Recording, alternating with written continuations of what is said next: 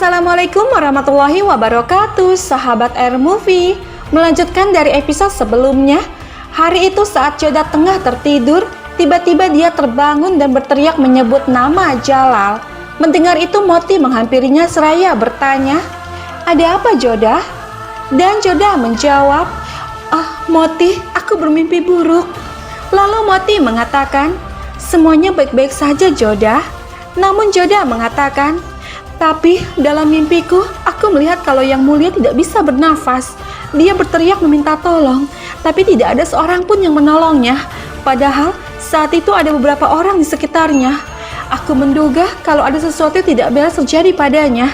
Ini sudah sangat lama sekali, dan dia juga tidak membalas suratku. Aku yakin sesuatu terjadi padanya." Sementara itu, secara tersembunyi, Murad menemui orang-orangnya dengan mengatakan, "Paling tidak, seharusnya ada 15 orang yang mati, dan itu harus terjadi seperti serangan binatang buas yang membunuh mereka.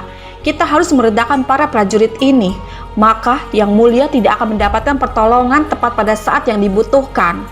Kau akan menghadapi konsekuensi yang sama, Yang Mulia.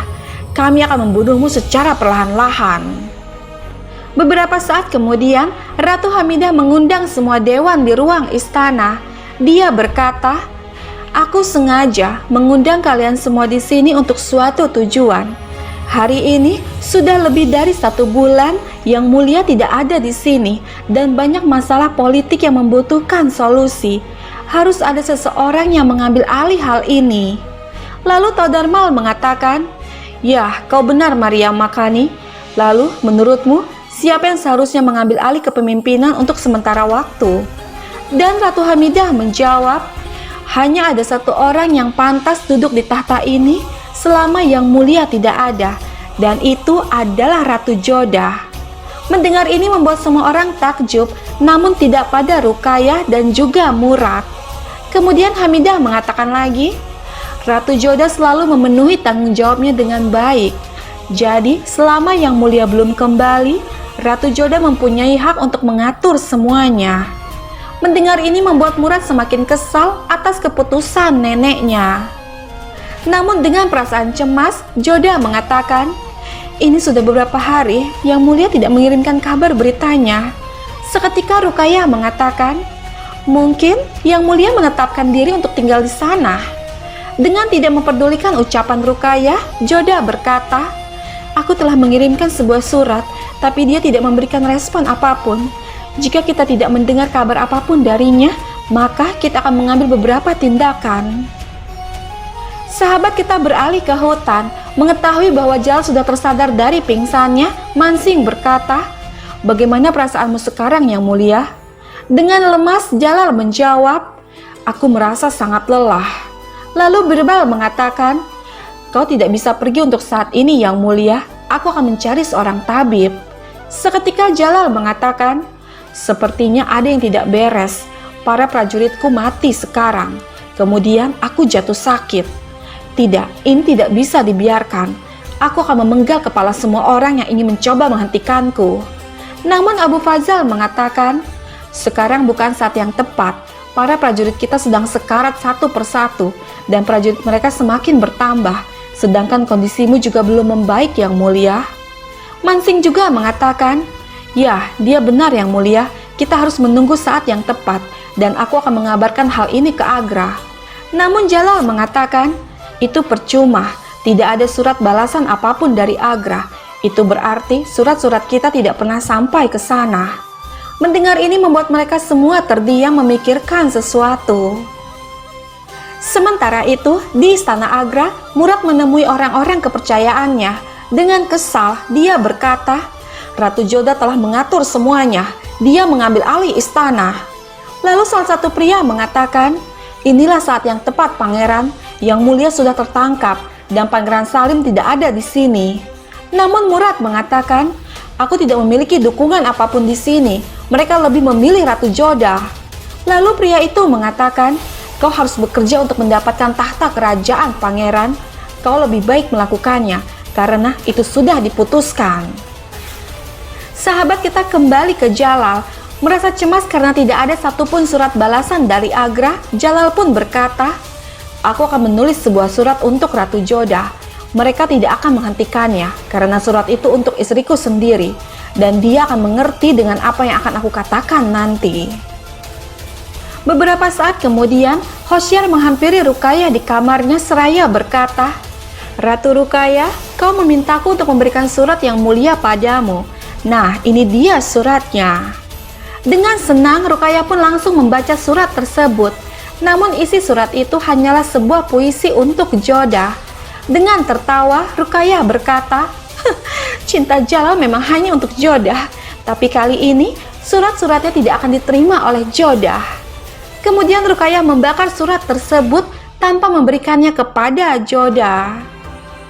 Di samping itu, saat Jodah tengah melakukan puja untuk Dewa Krishna, dan saat Jodah berdoa untuk perlindungan Jalal, seketika angin bertiup kencang dan hendak memadamkan lampu dia di kuil. Melihat itu, Moti segera berlari ke arah jendela dan langsung menutupnya. Perasaan cemas Jodah semakin kuat. Dia sangat khawatir akan keselamatan suaminya. Beberapa saat kemudian, di istana harem, Jodah berkata kepada Ratu Hamidah, "Ibu, aku ingin pergi ke tempat yang mulia." Seketika Hamidah mengatakan, "Tidak, ibu tidak akan membiarkanmu pergi sendirian." Dengan memohon kepada Ratu Salimah, Jodah mengatakan, "Ratu Salimah, aku mohon, katakan pada ibu kalau aku akan mengurus semuanya." Namun Salimah mengatakan, "Ibu benar Ratu Jodah, nyawa yang mulia saja sedang dalam keadaan bahaya. Kami khawatir dengan nyawamu juga." Dengan sedih Jodah mengatakan, "Aku tidak akan memaafkan diriku sendiri jika sesuatu terjadi pada yang mulia." Lalu Hamidah mengatakan, "Kalau begitu, bawa beberapa prajurit bersamamu, Jodah." Namun Jodah mengatakan, "Mereka akan curiga jika melihat ada prajurit yang datang, ibu. Kita harus menyamar. Kita tidak tahu, mungkin saja mereka akan menyakiti yang mulia, atau mungkin juga bahwa yang mulia baik-baik saja di sana. Jadi aku harus menyamar untuk mencari tahu semuanya." Lalu Hamidah bertanya, "Bagaimana jika ada yang menyakiti Jalal?" Dan Jodah menjawab, "Aku akan mengabari ibu, aku akan mengurus semuanya, jangan khawatir." Seketika Ruqayyah mengatakan, "Ya, aku ingat ketika dia mengalahkan pasukan Abu Mali." Namun Hamidah mengatakan, "Tapi tetap saja Jodah tidak bisa pergi sendirian." Lalu Salimah berkata, "Aku pikir Rahim seharusnya pergi menemani Jodah." Hamidah juga mengatakan, "Ya, betul, aku setuju jika Rahim menemanimu." Kemudian Jodah pun menerima saran tersebut.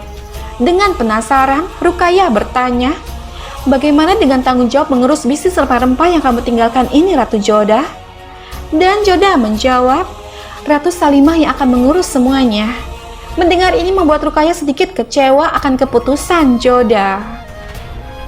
Beberapa saat kemudian, dengan penyamaran, Jodah pun pergi bersama rombongannya. Sementara itu, di tenda Jalal, Mansing berkata, "Yang mulia, kita harus menunjukkan pada mereka kekuatan kita." Lalu Jalal mengatakan, "Aku merasa sepertinya ada seseorang dari pihakku yang membantu mereka. Itulah mengapa mereka mempermainkanku." Mansing, apakah Ratu Jodah memberikan respon? Dan Mansing menjawab, "Tidak yang mulia, tidak ada surat apapun dari Ratu Jodah."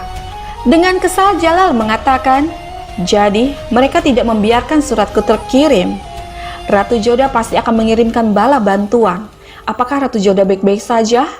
Dan Mansing menjawab, "Dia pasti bisa menjaga dirinya sendiri yang mulia." Lalu Jalal mengatakan, "Tidak ada yang bisa meragukan dirinya. Tapi aku ingin tahu siapa pengkhianat itu." Sahabat, dalam hal ini kita bisa melihat kekesalan yang dirasakan oleh Jalal. Lantas, apakah Jodah akan berhasil dalam misinya tersebut? Sahabat, bergabunglah terus bersama kami untuk mengetahui kisah selanjutnya.